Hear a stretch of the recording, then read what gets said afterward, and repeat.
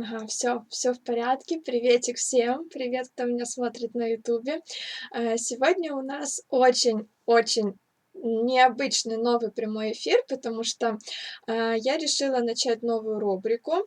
Уже все блогеры давным-давно на своих каналах, тестируют пряжу, делают обзоры с пряжей и так далее. Одна я в отстающих, и все никак не могу сообразить, как это сделать, ну, интересно, да. Поэтому вот сегодня решила начать наконец-то, собралась, с мыслями, придумала, что мы сегодня будем интересненького делать.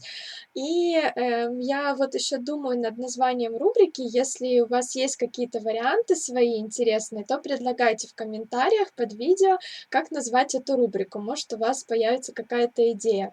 Я это все вижу как, какую-то лабораторию по анализу пряжи. И мы будем с вами тестировать разную пряжу, мы будем проводить некоторые опыты, которые, в принципе, вы проводите с пряжей сами, но не всегда у вас эта пряжа есть под рукой, и не всегда есть время, чтобы этим заниматься, и желание, да. Хочется сразу сесть, связать, чтобы все было красиво, и носить, и не переживать за то, что что-то попортится. Вот, поэтому я решила, что мы вместе с вами будем тестировать пряжу, чтобы было это для вас интересно, чтобы это была экономия вашего времени, чтобы я могла развлечься вместе с вами как-то, ну и чтобы внести какую-то новизну в наши прямые эфиры, в мои видео, чтобы, знаете, какое-то новое дыхание появилось. Я думаю, что эту рубрику мы будем делать регулярно. Самое главное, чтобы у меня была пряжа. Ну, по крайней мере, пока все, что у меня есть за спиной, я могу с вами тестировать, поэтому думаю, что, несколько эфиров таких мы проведем. Если плохо слышно, сделайте звук погромче, либо включите наушники, потому что я, слишком громко кричать не могу, разговариваю в полную силу, в какую только могу. Сегодняшний первый наш подопытный в нашей лаборатории, по анализу пряжи будет та самая пряжа, из которой я сама лично буду вязать юбку. У нас, помните, скоро начинается интенсив по вязанию, юбки, карандаш, либо прямой, либо расклешённый. Вы сами выбираете фасон, вы помните, да? Вот, и в этом интенсиве я буду вязать, эту самую юбку из пряжи Drops Nepal. Я решила, у вас очень приятная речь, спасибо, девочки. И я решила, что будет интересно и мне, и вам эту пряжу протестировать. Я сама лично так эту пряжу уже тестировала, потому что мне было, самой интересно, как это все будет происходить. И честно скажу, я много уже, пряж, да, если можно так сказать, тестировала таким образом. Причем я даже писала статьи на эту тему, но эти статьи таки не вышли, потому что я лошара, можно так сказать. Ну, потому что, да, было много всяких забот, и, в общем, так это все и осталось в мечтах. Короче, не буду вступления больше говорить, давайте приступим. Сегодняшний наш подопытный — это Drops Nepal.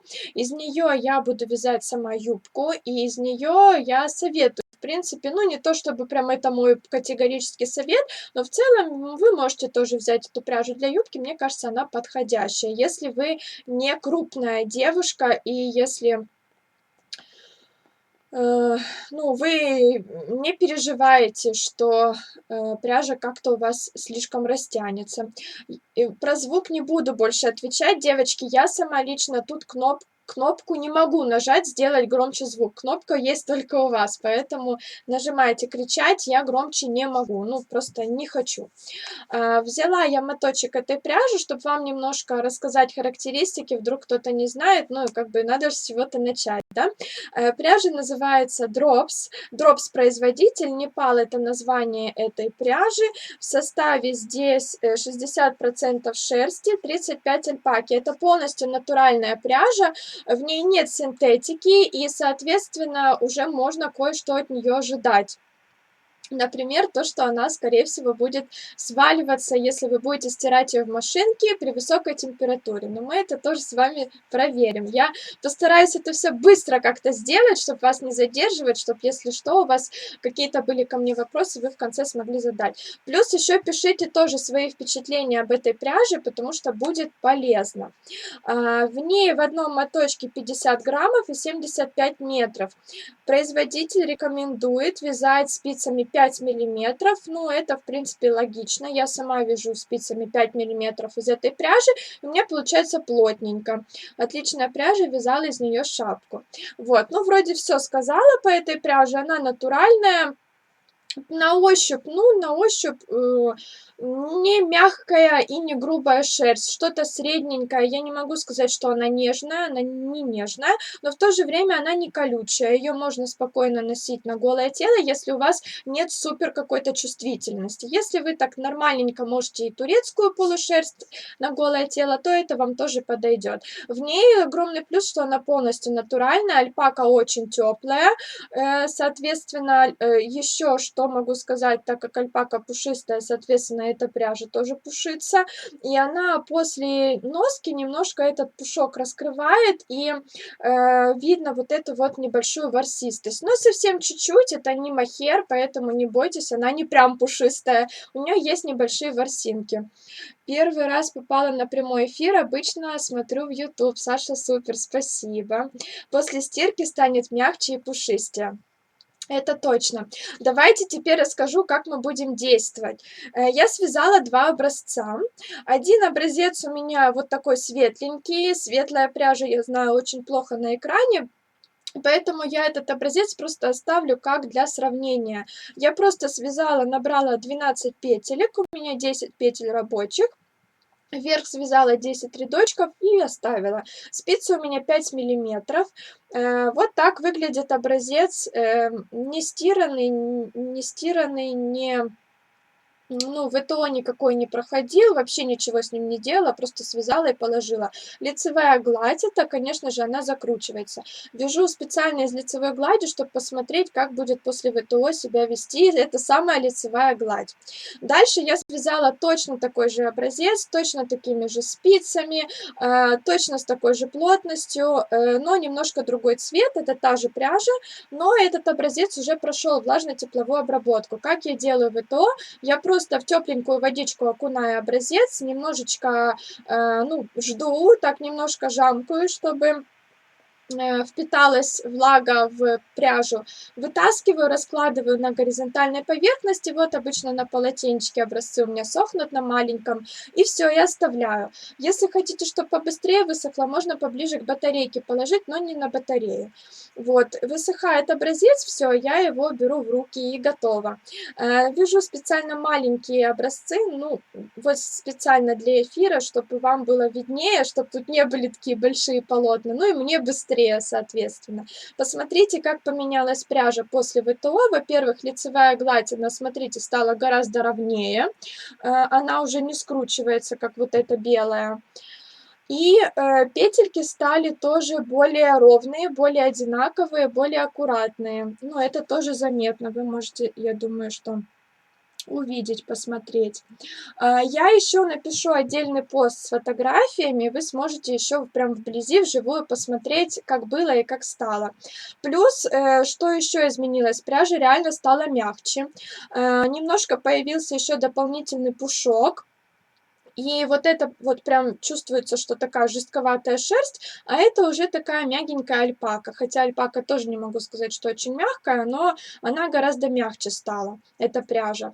Давайте теперь измерим и посмотрим, поменялась плотность или не поменялась. Визуально и на ощупь вот этот образец стал тоньше, он стал какой-то такой более...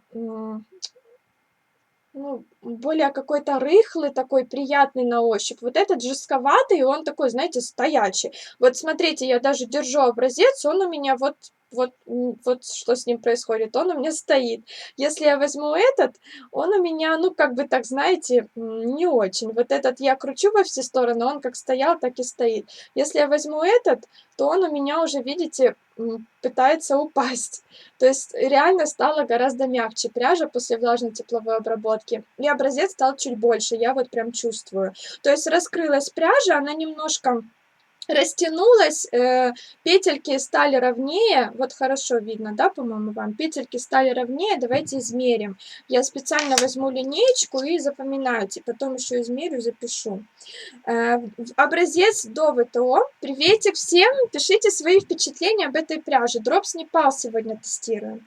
Образец до ВТО, вот смотрите, у меня 10 петелек, примерно 6,5 сантиметров, ну где-то там 6,3, вот так вот.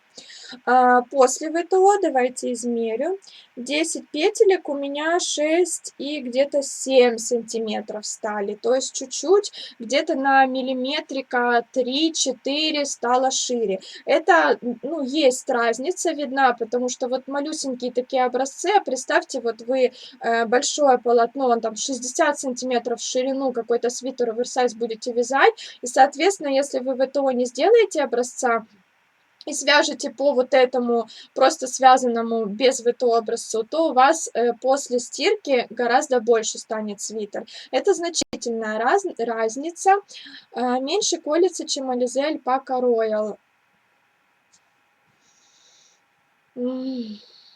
Мне кажется, одинаково, потому что вот у Alize, у нее ворсинки гораздо длиннее, она более пушистая. Но по жесткости, мне кажется, они очень похожи.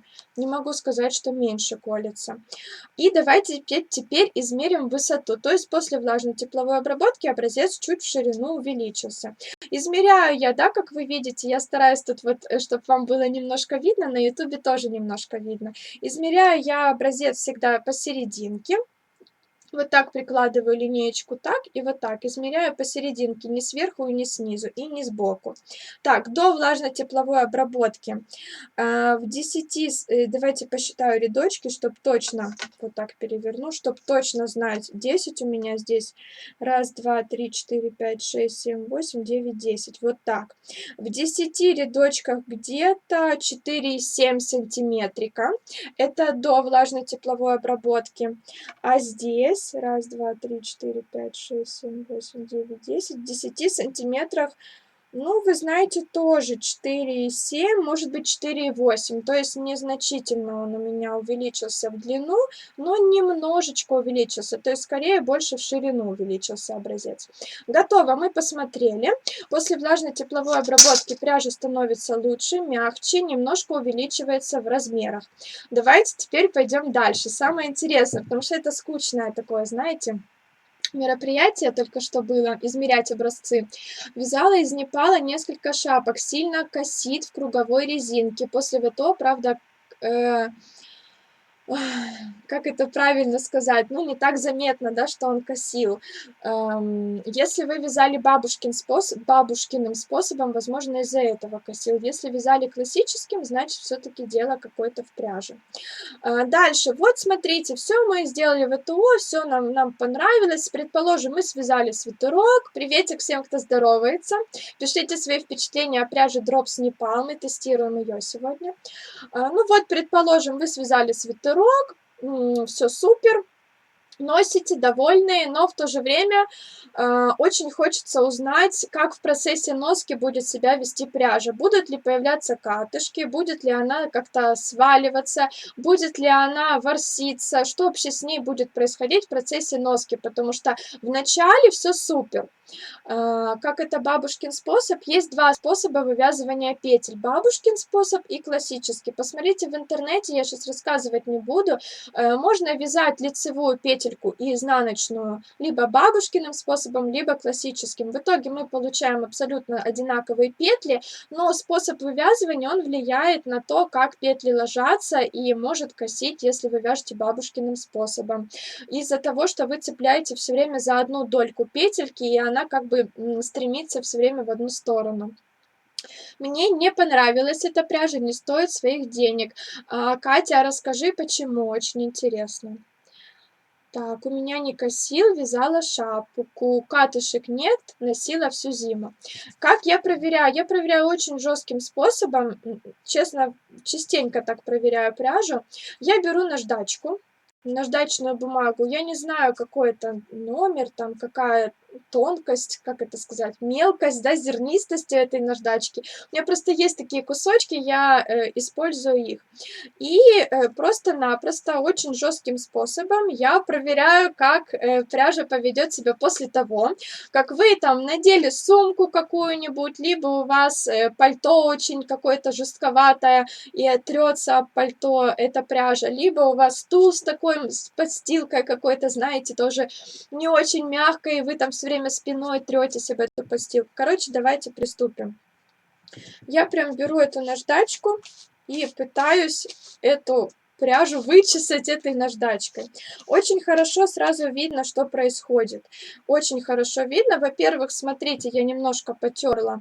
Появился пух. Вот вам здесь хорошо видно. Вот на ютубе тоже хорошо видно. Вот появляется какой большой пух. То есть, если у вас постоянно будет тереться эта пряжа об что-то, то вот видно, да, то, естественно, ворсинки из-за того, что в составе альпака ворсинки будут вылазить. К тому же вылазить могут ворсинки из шерсти тоже. Но этого мало, потому что, ну вот пух у вас вылез, давайте еще немножко вычищу, пух у вас вылез, но этого мало. Потом, после того, как пух у вас повылазил, вы же продолжаете тереться, да, об этот свитерок. Я вот так руками скатаю, постараюсь этот пух скатать в шарики, в эти катышки наши ненавистные, и посмотрю, что будет происходить. Вот я ношу свитерок постоянно, каждый день, трусь сумкой, трусь всем подряд, и что у меня получается? Смотрите, ну, образуются, да, катышки, вот эти вот все ворсинки, они в кружочки скатываются. Ну, если тереть долго, то будет кружочек этот. Вот, смотрите, да, появились они. Вот, видно хорошо на ютубе, как появились.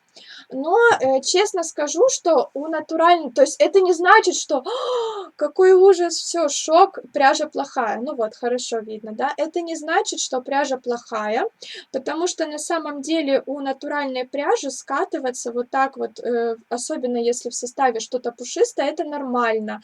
Здесь нет ничего страшного. И, в принципе, это не значит, что пряжа некачественная. Очень дорогая пряжа, которая может стоить и 900 рублей, там, 25 граммов, она тоже может вот так скатываться. Самое главное, что в этой пряже должно быть, что вы эти катышки должны хорошенько, ну вот, смотрите, какой стал образец, что вы эти катышки должны хорошенько, вернее, срезать ножничками и ну, как бы визуальная такая красота пряжи, чтобы она не поменялась. Давайте посмотрим. Я постараюсь срезать это все и посмотрим, что получается. Сейчас я выключу Telegram, потому что сейчас будут приходить сообщения. Постараюсь срезать и посмотреть, что получается. Срезаю я прям ворс, потому что катышек еще как таковых нет. Вот тут один такой, видите, есть, потому что, ну, недостаточно долго я терла. Не хочу этим сейчас заниматься, чтобы ваше время не терять. Срезаю я, постараюсь срезать все, что я тут накатала этой наждачкой. Посмотрим, что получится. Ну вот, в принципе, ворс остался. Вот здесь, да, тоже плохо так срезала. Ворс остался. Пряжа так пушистая и осталась. Но в целом я не могу сказать, что она выглядит очень плохо. Она просто стала более пушистая. Вот появился такой ворс, который присущ шерсти натуральной, либо альпаки. Можете посмотреть. Вот изнаночная сторона, она, я ее ничем не терла. И вот лицевая сторона. Конечно, да, заметно, что немножко жизнь потаскала этот образец. Заметно, что стало похуже. Но для натуральной пряжи я не могу сказать, что это сильный минус. Вот. Сейчас почитаю, что вы пишете, и мы продолжим. Так, косит при классических петлях. Может, еще узор какой-то был. Ну, не могу сейчас вот так сразу сказать, потому что у меня не косит. Я все-таки решила из Lana Gold 800 вязать. Ее тоже протестируем как-нибудь. Катышки будут появляться, так как это натуральный состав. Верно. Но они легко убираются, в отличие от мясовых с акрилом. Вот как раз то, что я и говорила, и вы как раз это написали. Да, супер. В процессе вязания начала это, что не понравилось Кате в этой пряже. В процессе вязания начала уже кошлатиться, а как дальше у клиента себя повела, не знаю, но клиентка сама ее хотела. В общем, дорогая она, не соответствует цена-качество, это мое мнение. Да, пишите, девочки, свое мнение, потому что чем больше, тем лучше. По поводу того, что дорогая, я не могу сказать, что она дорогая, мне кажется, она очень даже доступная по цене, но опять-таки не люблю обсуждать цену, потому что у каждого своя, ну, свой порог, да, дорого-дешево. Ну, мне кажется, что ну, мы продавали эту пряжу, она у нас, по-моему, 150 рублей, 150 с чем-то рублей стоила один моток. Мне кажется, что это недорого. Я вязала из этой пряжи свитер Лапопеся, и он колючий для меня. Вот, девочки, если у вас чувствительная кожа, значит, вам будет колоться. У мужа свитер из этой пряжи весь в катышках. А вы пробовали убирать их, состригать? Вот я сейчас попробовала. Меняется, конечно, меняется внешний вид у пряжи, но я не могу сказать, что она прям совсем плохая стала. Никто не пробовал замораживать готовое шерстяное изделие. Читала где-то, что колоться не будет после этого и в носке лучше. Тоже очень много читала, но не пробовала. Пишите, девочки, вы свои впечатления, кто замораживал. Надо же, как у всех по-разному. Может, есть подделка? Не знаю, не знаю. Тоже интересно про заморозку. Никакая заморозка не помогает, фигня. Я не пробовала, девочки. Я замораживаю изделия из ангоры. Пух лезет меньше и раскрывается лучше пряжа. Ой, из ангоры. Прям вот из пуха ангорского кролика вы замораживаете. Мне было бы жалко, потому что она такая нежная. Саша, вы вяжете на машине? Нет, не вяжу. Когда уже будет интарс? Дана, приветик.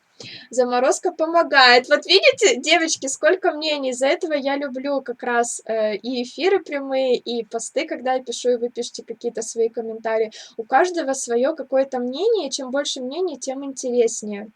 Жаль, нельзя вставить фото ни одного катышка. Вот, видите, кто-то пишет, что все в катышках, кто-то пишет ни одного катышка. Ну, смотрим дальше. Короче, поносили мы ее так хорошенько, потрепали, катышки образуются, да, это 100%, пряжа скатывается, но не состригаются, и в целом просто появляется небольшой ворс. Дальше, что я хочу сделать еще, помимо этого? Ну вот на наждачке даже, видите, пух остался. Помимо этого, я хочу посмотреть, я сразу включу, тут у меня есть особое устройство, которое называется утюг. Я хочу посмотреть, что будет, если я эту пряжу проглажу. Ну, знаете, как бы, ну, мне кажется, я связала лицевой гладью свитер, он весь в катышках, я катышки состригла, у меня теперь этот пух, и мне хочется его пригладить, знаете, вот чтобы было, чтобы вернуться к тому состоянию, которое было до носки. Чтобы пряжа была более приплюснутая, чтобы не было этой пушистости, и чтобы она была более ровненькая. Давайте посмотрим, что из этого получится. Я включила утюг, сейчас будем гладить. Причем поставила на самый максимальный режим, выделила отдельный утюг для этого. Поставила самый максимальный режим, он нифига не для шерсти. И будем гладить прям по этому образцу, прям по верху. Пройдемся, посмотрим конкретно, что будет от горячего утюга. Читаю дальше ваши комментарии. Дроп с альпакой вся пеленгуется. Вязала много из мелоди, брашет альпака, силк и другие. Все со временем скатываются. Что по поводу того, что срезаете вы это или нет? Мне тоже заморозка ни разу не помогла. Мне теперь интересно тоже попробовать заморозку. Сейчас нагреется чуть-чуть утюг и будем гладить. Я шапку вязала и думала выброшу, так как она лезла, но потом после ВТО подержала в заморозке 2 дня и сейчас не нарадуюсь. Здорово, прикольно. Точно лаборатория. Так, выделила я утюг. Давайте, я его включила, может он уже нагрелся. Давайте я буду просто вот так гладить прям по... О, да, нагрелся он хорошо, прям по живой пряже.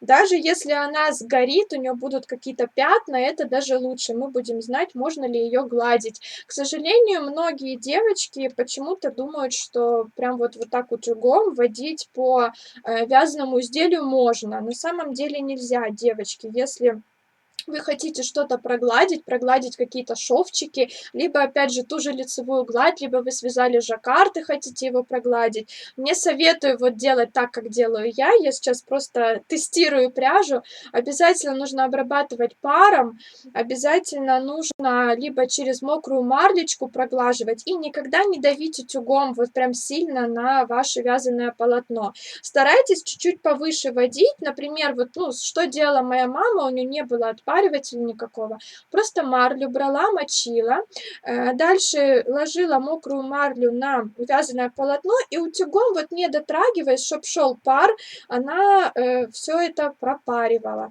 И тогда все супер. Но вот так делать не нужно. Но мы сейчас смотрим, что будет, если сделать так. Мне самой интересно.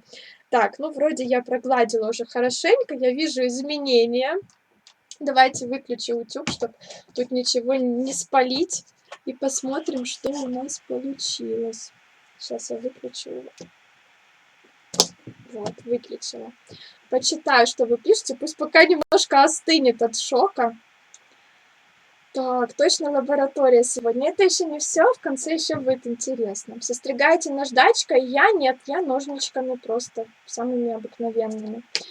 Знаю, что некоторые вот прям какой-то острой опасной бритвой состригают, но так не пробовала.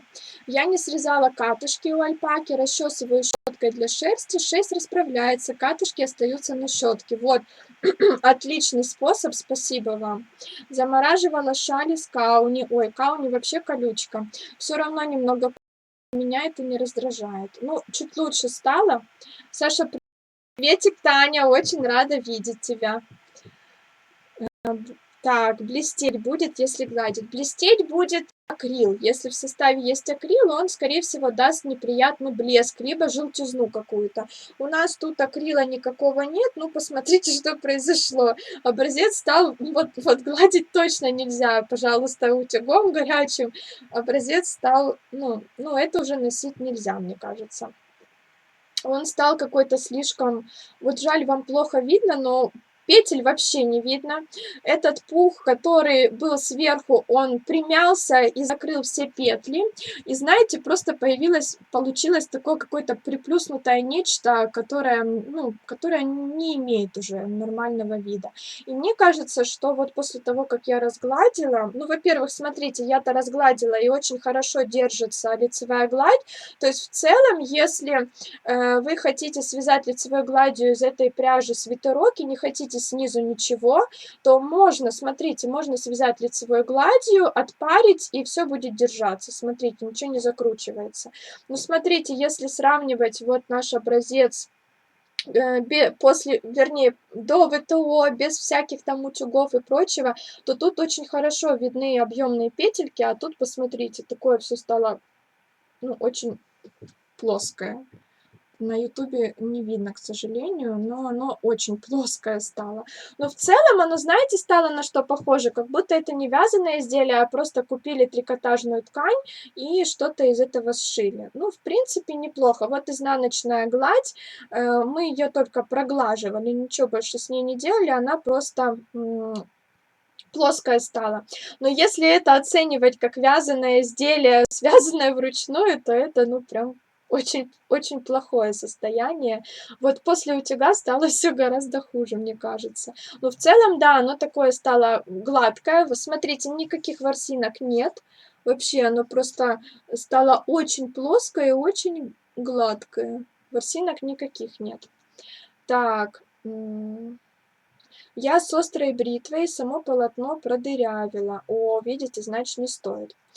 Так, такое впечатление, как свалялось. Да, есть такое впечатление от горячего утюга. Просто вот эти ворсинки, которые были вверху, которые мы наждачкой с вами достали из пряжи, они привалялись. И получилась такая, знаете, как пленочка из этого пуха плоская, а внизу остались петельки, которые у нас и были. Так, мой ценный совет пропущен, напишу еще раз. Ой, Дана, я не видела твой комментарий. Я вот люблю вязать из шерсти молодого лапопейса, катышка вообще нет. Да, она моя подружка, которая не вяжет. И видите, она тоже участвует в прямом эфире. Такой аппетит я прочитала. Здравствуйте, Саша. Не по теме. Можно спросить, при закрытии петель с изнаночной стороны нужно ли довязывать ряд?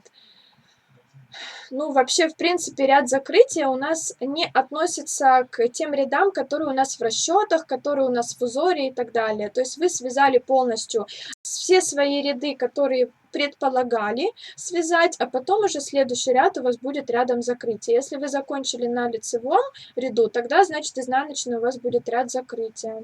То есть из Непала юбку вязать не стоит, примнется на попе сильно. Ну, мне кажется, не примнется, потому что утюг очень был горячий, и, ну, вряд ли мы будем настолько горячи, чтобы так сильно примять юбку.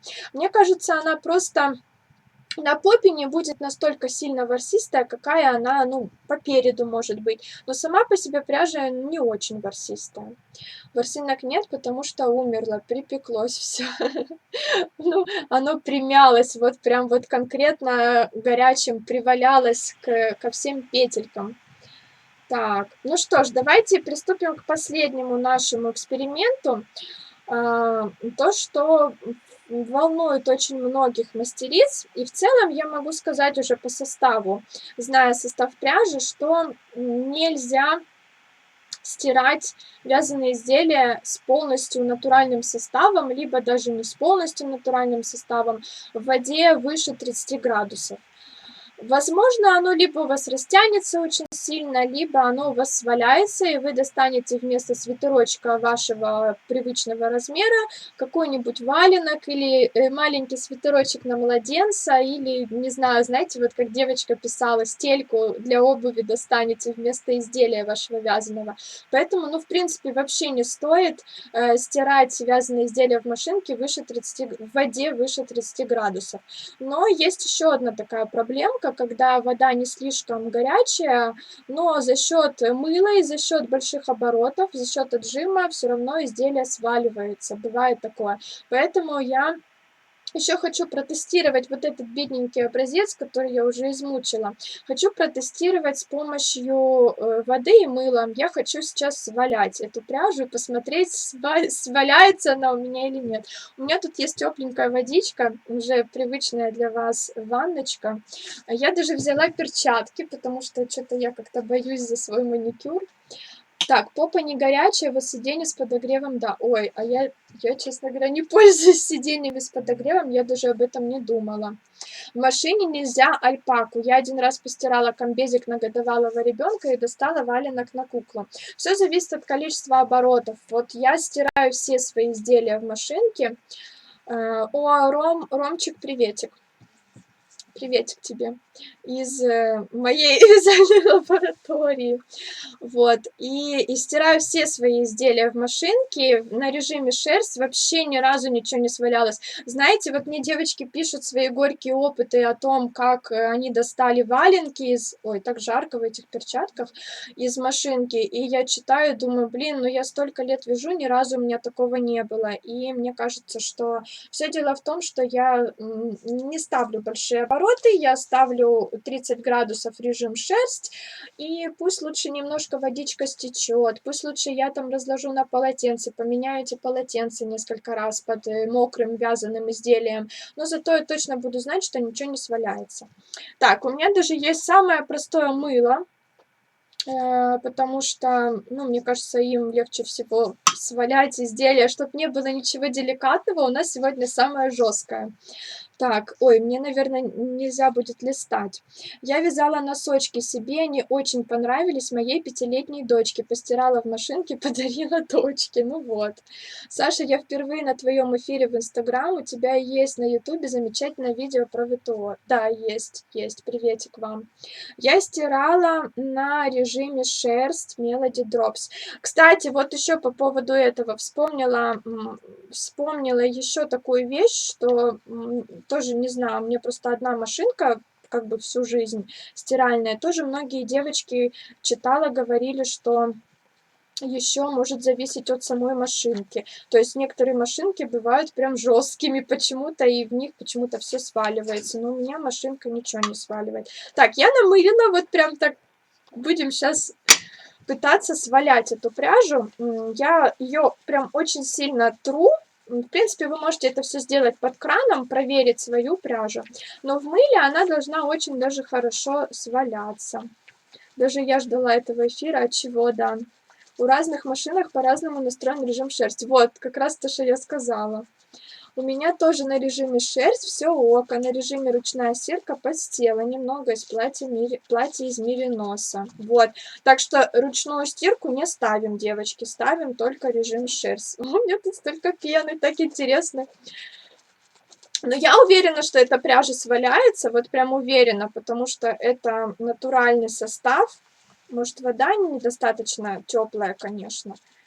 Не знаю, ну сейчас будем пробовать свалять, это важно. Ангору нормально, кстати, в машине стирать. И стирала, и отжимала. На быстрой стирке на 800 оборотов. Пух кролика имею в виду. Да, я тоже пух кролика стираю в машинке. Интересно, всякие эксперименты. Сейчас мы тут посмотрим. Я очень хочу, чтобы она свалялась у меня сейчас. Потому что вода-то у меня не сильно горячая, она у меня тепленькая, потому что она уже подостыла за время эфира. В горячей воде-то оно быстрее все происходит. Но мне важно знать, сваляется в машинке эта пряжа или нет. Так, ну вроде образец становится меньше. Давайте еще чуть-чуть намочу. Так, не сначала смотрю, с какой целью валяю, чтобы посмотреть, можно ли стирать эту пряжу в машинке. Валяю именно с этой целью. И очень сильно тру по-всякому, чтобы тоже посмотреть после прям такой жесткой конкретной стирки, что с этой пряжей случится. После этого я положу этот образец высыхать и посмотрю. Так интересно, реально, впервые это делаю, ну, в прямом эфире. И посмотрю, еще чуть-чуть подотру, мне кажется, она уже свалялась. Но надо прям сильно, девочки, чтобы посмотреть. И после того, как она высохнет у меня, я еще специально разложу этот образец как-нибудь кривенько. В следующем эфире я вам покажу, что с ним произошло. Как-нибудь, ну вот, мне кажется, она у меня уже свалялась. Как-нибудь кривенько его разложу, чтобы посмотреть, высыхает ли в этом виде образец, либо он после сушки возвращается в прежнюю форму. Сушить надо на батарее, чтобы жестко прям с пряжей. Ну, я думаю, на батарее с ней ничего сильного не случится. Да, мыло, конечно, я все не смою в этой воде. Сейчас я сниму перчатки. Руки аж вспотели от волнения. Ну, на батарее, я думаю, она быстро высохнет, этот образец. Можно и на батарею положить, посмотреть. С вами весело. Да, это точно. Сейчас я сниму. Вот переживала, что перчатка слишком большая, оказывается, даже хорошо, что она большая. Так, тут у меня все приготовлено специально. Чем батарея может испортить пряжу? Если слишком горячая батарея, ну, бывает такое в квартирах, то может пожелтеть. Какой-нибудь белый цвет, он может пожелтеть от слишком горячего воздуха. Так, ну что тут? Кстати, не линяет. Ну, этот цвет такой, он линять и не будет. Ой, так интересно, она у меня очень сильно свалялась. Сесть может на батарее, скривиться. Но у меня желтели светлые цвета на батарее. Так, ой, как прикольно. Девочки, реально из этой... Сейчас я в полотенце промокну. Из этой пряжи реально можно валять какие-нибудь береты. Я вот вижу, что она так классно свалялась. Мне очень нравится. То есть вы можете связать какой-нибудь, ну, головной убор. Дана, кстати, тебе как раз в тему это будет. Связать какой-нибудь головной убор большого размера специально, потом вот кинуть его в машинку, пряжа Nepal Drops, кинуть его в машинку и специально свалять. Я знаю, есть такие девочки, которые этим занимаются прям конкретно. И у меня даже была такая в интенсиве, мы вязали берет, и девочка валяла его в машинке, и потом получался вот такой классный валеный берет. Ну, это действительно очень круто, когда умеешь этим пользоваться. Ой, вау, мне очень нравится. Получается очень классная такая, ну, как это сказать, Фактура, вот, посмотрите, петель вообще нет, ну, видно, что он свалялся, посмотрите, с этой стороны он совсем коротенький, здесь подлиннее, потому что жамкала я его как попало, с этой стороны вот такой. Вот, показываю на ютубе, появился очень благородный пушок, реально очень прикольный, такой вот знаете, как будто, ой, мне нравится эта пряжа в сваленном состоянии, появился очень такой мелкий благородный пушок, образец стал дубовый, очень плотный, ну, кривой, соответственно, вы видите, да, очень плотный стал, потому что свалялся. Давайте посмотрим, что с ниткой произошло, ну вот, она какая-то очень кривая стала. Тоже вся ворсистая, кривая, но нитка некрасивая.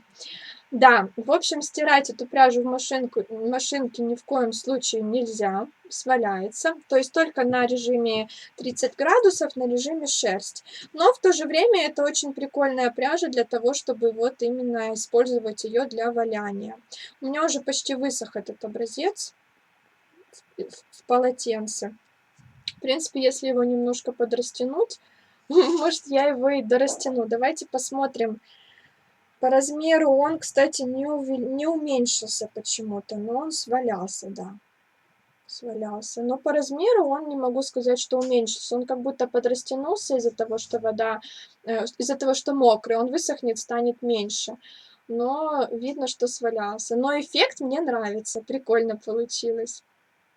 Вот такие, короче, у нас были эксперименты, девочки. Я сейчас почитаю, что вы пишете. И что еще последнее я хотела посмотреть, это можно ли распустить. Ну, вдруг там вы сваляли свое изделие, оно у вас стало меньше, и вы думаете, ну, блин, лучше я сейчас быстренько распущу и что-нибудь перевяжу. Давайте посмотрим, можно ли распустить вот это все чудо. Приветик, приветик вам. Я когда срочно надо высушить, феном сушу. Да, феном тоже я сушу, но какие-то вот образцы больше. Такое большое изделие не высушишь. Так, ниточку я вытаскиваю. Сейчас постараюсь как-то это дело распустить. Посмотрим, какая нитка просто получается. Ну, вдруг, да, кому-то придет в голову еще потом и распустить это все дело. Конечно, оно, ну вот я тяну, оно не тянется, его нужно прям вот по чуть-чуть вытягивать, потому что ворсинки все свалялись. Кстати, по поводу вот этого вот свойства пряжи сваливаться, очень это удобно, когда вы соединяете нить одного клубочка с другим.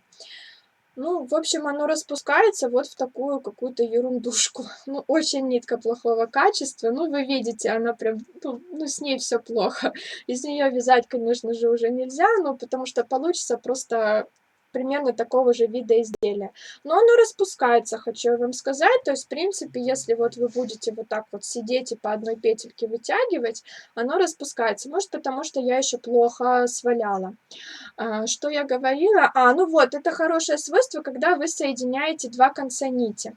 То есть вы можете взять один конец нити, который у вас закончился, другой конец нити со второго клубочка, приложить эти ниточки друг к дружке, намочить и дальше вот так вот руками потереть. Ну, это, по-моему, способ всем известный, но вот такая натуральная пряжа, она всегда сваливается и узелков никаких делать не нужно. Вот даже сейчас, посмотрите, уже ниточки друг к дружке привалялись. И можно таким образом вязать без узелочка. То есть это хорошее свойство пряжи, кстати. Не будем говорить, что прям совсем все плохо. Вот, мне, в общем, понравилось. Ну, прям все хорошо получилось. Да, скатывается, но это нормальное свойство натурального состава. Так, распускается, но нитка непригодна для того, чтобы дальше вязать ей. Сейчас я разложу как-нибудь специально криво и прям на батарею положу. У меня тут есть батарея. И посмотрим в следующем эфире, что будет с этим образцом. В каком виде он высохнет, примет ли он эту кривую форму. Сейчас вот постараюсь как-то так его прям, как попало. Бедненький мой образец, мне его жалко. Вот, пусть сохнет. Посмотрим, высохнет он в такой же форме, либо он высохнет, и его можно будет назад вернуть. Ну вот все, что было у нас изначально. Вот такой образец изначально. А стало лучше не смотреть. Читаю, что вы пишете, и заканчиваем. Напишите, кстати, нравятся ли вам такие эксперименты с пряжей, делать, не делать, потому что не каждый решается вот так вот просидеть там полчаса, потестировать таким образом пряжу. К тому же не у каждого есть она в наличии, потому что иногда хочется купить что-то новенькое, а боишься, как себя поведет пряжа. И еще придумывайте, если у вас есть желание, придумывайте еще какие-то эксперименты, может мы добавим что-то еще. Девочки мне писали, что большая проблема, что может моль скушать вот это вот вязаное полотно, свитерок какой-то, но, к сожалению, я еще не вырастила какой-то, знаете, в аквариуме моль, семейство моли, чтобы туда ложить образец, чтобы смотреть, кушает ли моль этот образец, поэтому, ну, так я пока не могу протестировать. Но то, что состав натуральный, это уже говорит о том, что моль кушать будет. Так. Я читаю. Вы когда-нибудь пользовались вязальной машинкой? Меня учила девочка вязать на машине, то есть я знаю, как она устроена, я знаю, как вязать, я там связала некоторый образец, там был и ажурчик, и косички, но никакое готовое изделие целое я не вязала на вязальной машине, просто потому что у меня ее нет, ну и как бы и не хочется. Так, тоже стираю на режиме шерсти, на деликатной стирке приятно подваливаются нужные вещи. Вот, девочки, запоминайте. У меня, так, это я прочитала, это я тоже прочитала.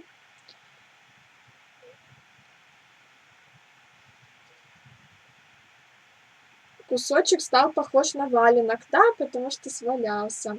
Синие перчатки, плохо подготовилась. Дана, подари мне фиолетовые перчатки, я буду в фиолетовых перчатках. Так, сесть может на батарее и скривиться. На батарее еще ровно нельзя разложить, кривое будет полотно. Если вы будете сушить на батарее какие-то целые детали, то представьте, вы это все повесите на батарею или как-то, не знаю, разложите, но оно все равно будет у вас в вертикальном положении и тоже может растянуться. Поэтому лучше сушить горизонтально, чтобы ничего никуда не вытягивалось. Так, пожалеть... пожелтеть согласна, с другим нет. Я шапки сужу, когда срочно надо. Ну вот если пряжа какая-то, знаете, темная, ну на батарее, в принципе, ничего не случится, если темная пряжа. Ну, ничего не было. Я в основном сушу образцы, если мне нужно очень срочно на батарее. Готовые вещи не сушила на батарее, я боюсь.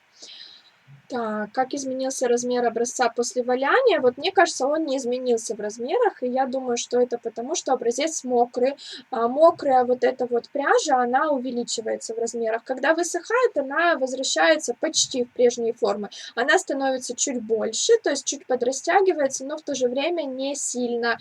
И из-за того, что мокрая, мне кажется, ну, он такой же по размеру, как и до всего остального. Сушу носки на батарее. Да, носки, мне кажется, тоже можно. Непременно свяжу себе беретик и сваляю этим способом. Да, но видишь, я о тебе как забочусь, чтобы тебе было интересно проводить время в отпуске. Когда срочно надо высушить феном, сушу. Вот, да, это я читала. Феном, да, тоже сушу, образцы бывают. Зато если связать шапку и подвалять, то меньше будет продуваться.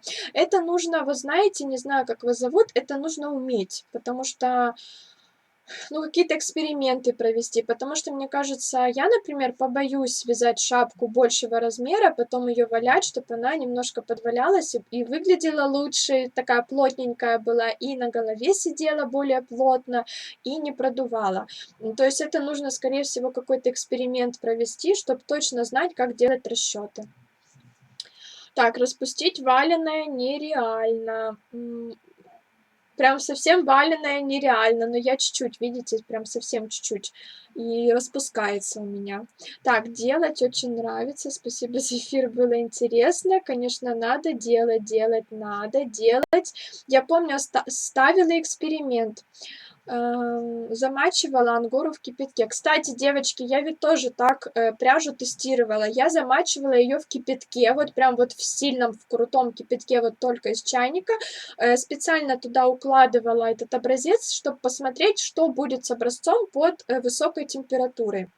Но вот сейчас тут подумала, что я боюсь с кипятком, я обязательно все вылью на себя и и это закончится очень плохо. Вообще, да, это тоже хороший эксперимент, посмотреть, как именно в горячей воде себя поведет пряжа. Потому что, видите, теплая вода плюс мыло, она тоже дает сваливание. А вот что делать, если вода слишком горячая, но в то же время там нет каких-то больших оборотов, вот вы просто замочили в слишком горячей воде. Что будет? Вот это тоже интересно, но я подумаю, как это сделать, потому что я боюсь кипятка, я сразу разолью.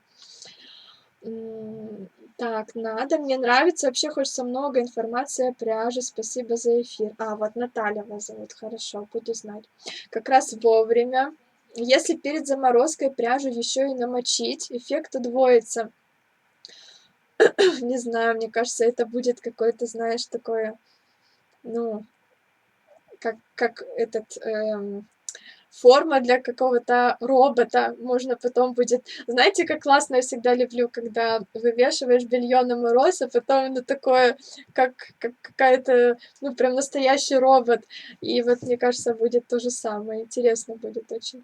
Но я ни разу не ложила в морозилку. Мне как-то страшно. Саша, я в Симферополе живу. О, я тоже почти под Симферополем. Прикольно. Так, ну, вряд ли мой образец уже высох, конечно. Нет, он еще влажный. Я на батарею его тут сложила. Ну, вот что с ним происходит. Что-то страшное. Он пока вот в такую форму и держит, пока не меняется его форма. Ну, в смысле, он там не раскладывается так, как нужно. Как я его положила, пока в таком состоянии он и лежит. Короче, девочки, дропс Непал мы при высокой температуре не стираем, мы не ставим его на большие обороты, чтобы, не дай бог, не свалялся вместе с мылом. Не используем какое-нибудь жесткое мыло, используйте какое-то средство для шерсти, для деликатной стирки.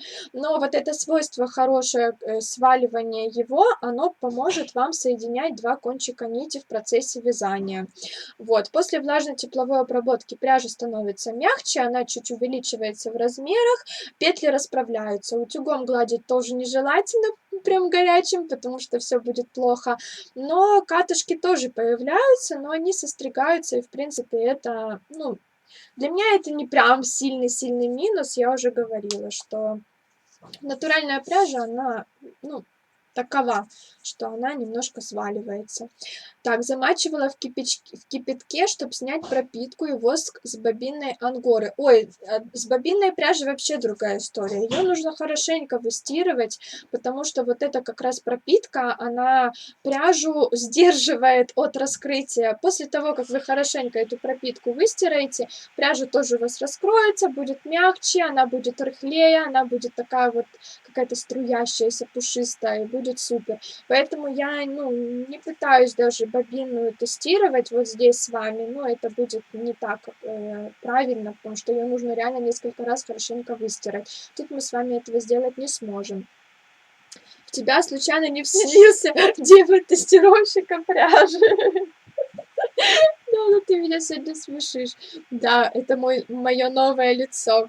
Я теперь, смотри, я теперь еще и в тебя его вселю. Вернее, в тебя вселится мой демон тестировщика пряжи. Ты начнешь вязать береты, потом их валять специально в машинке, и вообще будешь сумасшедшей тетечкой.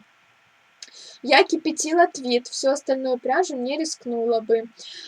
Когда я вяжу для недоношенных деток, сваливаю концы ниток, чтобы не делать узлы. Ну вот, я это как раз и рассказывала, показывала.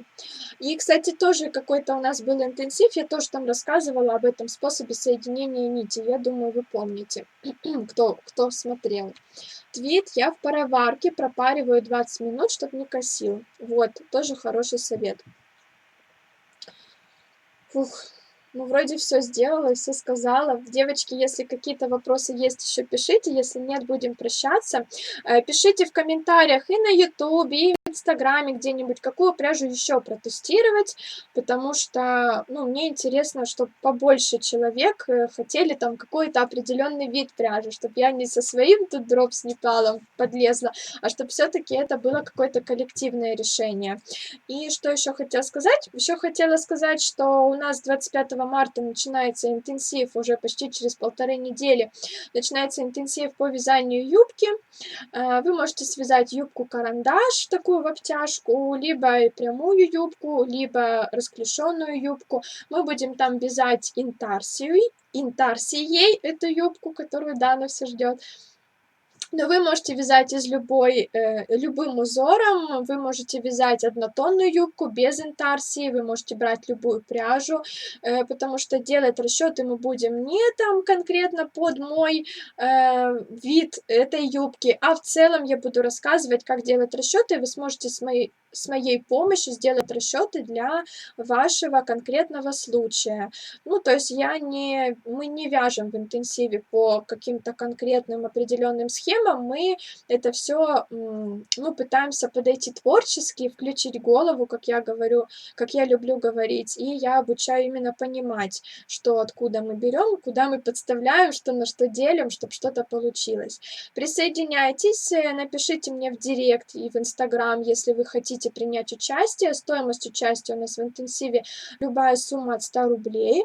Это значит, что вы можете скинуть столько, сколько хотите. Нет у нас какого-то конкретного ограниченного количества денег, которые мне нужно скинуть, вы скидываете сколько хотите.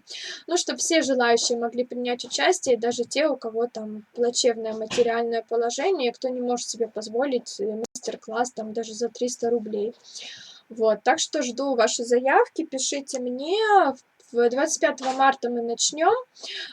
Вся информация есть на моей странице в Инстаграме. Вы можете зайти, посмотреть, почитать. Посты подписаны. А также еще специально для вас, у меня тут такая реклама сегодня, специально для вас я готовлю 2 статьи на тему этой самой юбки. В одной статье я просто расскажу, с чем носить, а в другой статье я расскажу еще о разных вариациях. И вот я сегодня посчитала, будет 42, по-моему, да, по-моему, 42 коллажа с разными видами сочетания оттенков. Представьте, 42 разные юбки. Я думаю, что это вам поможет выбрать цвет для той самой вашей юбки. Ну и в целом вдохновиться. Может быть, вы захотите еще какую-нибудь юбочку связать. Короче говоря, ждите эти статьи. Я в процессе их написания. Как раз сейчас есть небольшой перерыв, пока пряжа едет на заказ моя. Пока не вяжу ничего и срочного, и есть время, чтобы эти статьи дописать. Уже скоро конец, и я только пришла. Где будут статьи? Ссылки на статьи я выложу в сторис, напишу еще отдельный пост об этом, так что, думаю, вы не пропустите. Так, главное, не широкие поля берета связать, а то буду сама у себя в тени. Да, но ты сегодня отжигаешь, сегодня твой день. Девочки, вы не обращайте внимания, потому что у нас данные тут свои шутки, и которые можем понять мы. Ну, просто так случилось. Так. Что вы хотите показать этим экспериментом? Есть определенные правила ВТО. Этими экспериментами всеми, которые я сегодня делала, я хочу показать, как ведет себя пряжа при разных условиях, в разных условиях. И чтобы вам было проще потом выбрать какую-то пряжу, чтобы вы понимали, хотите вы вязать из такой пряжи или не хотите. Потому что очень много обзоров по поводу того, там, насколько мягкая пряжа, там, какие узоры она, в каких узорах она хороша, в каких не хороша, но вот таких каких-то жестких обзоров я не видела. Может, они где-то есть, иди смотрю видео на ютубе, но, по крайней мере, я не слышала нигде, чтобы так тестировали. Поэтому все для вас, чтобы вам было удобнее выбирать пряжу и знать, покупать или не покупать. В интенсиве участвовать не смогу, так как сын учится ходить. Юбку очень хочу, будет ли потом мастер-класс по ней. Все видео с интенсива будут в бесплатном доступе на моем YouTube-канале, поэтому можете потом вязать. Ну, когда захотите. Тоже не смогу в этот раз принять участие в интенсиве, так как 26 числа. Так как 26 числа роды назначены. Дана, хорошо тебе родить. Ты ж тройню ждешь. Я думаю, что твои дети будут в порядке, и ты тоже. Зачем мастер-класс, если все будет храниться на ютубе? Девочки, отвечала на этот вопрос 100 миллионов тысяч раз. Ну, мне тяжело ответить очень коротко. Дело в том, что в интенсиве у нас и проверка домашних заданий, и вяжем мы все вместе. Все вместе это очень-очень-очень знаете, подогревают ваш интерес, и вы 100% довяжете, вы не бросите на полпути. У меня есть очень много девочек, которые точно так же хотели вязать самостоятельно, но так ничего и не связали. Потом пришли ко мне на интенсив и сказали: блин, ну почему я раньше не пришла? Это все делается для того, чтобы вы закончили работу, плюс обратная связь. Поэтому, ну, тут как бы хотите вяжите бесплатно и вяжите год, хотите вяжите со мной, и все получится. Я не говорю о всех, потому что кто-то и самостоятельно вяжет очень быстро, поэтому я и выкладываю видео, чтобы тот, кто может самостоятельно, связал самостоятельно. Моя кошка как раз завтра станет матерью. Так, ну все, я прощаюсь, до следующих прямых эфиров. Пока, всем спасибо. Так, сейчас я тут поделюсь и выключу. Я поделилась уже, все. Пока всем. Жду вас в интенсиве.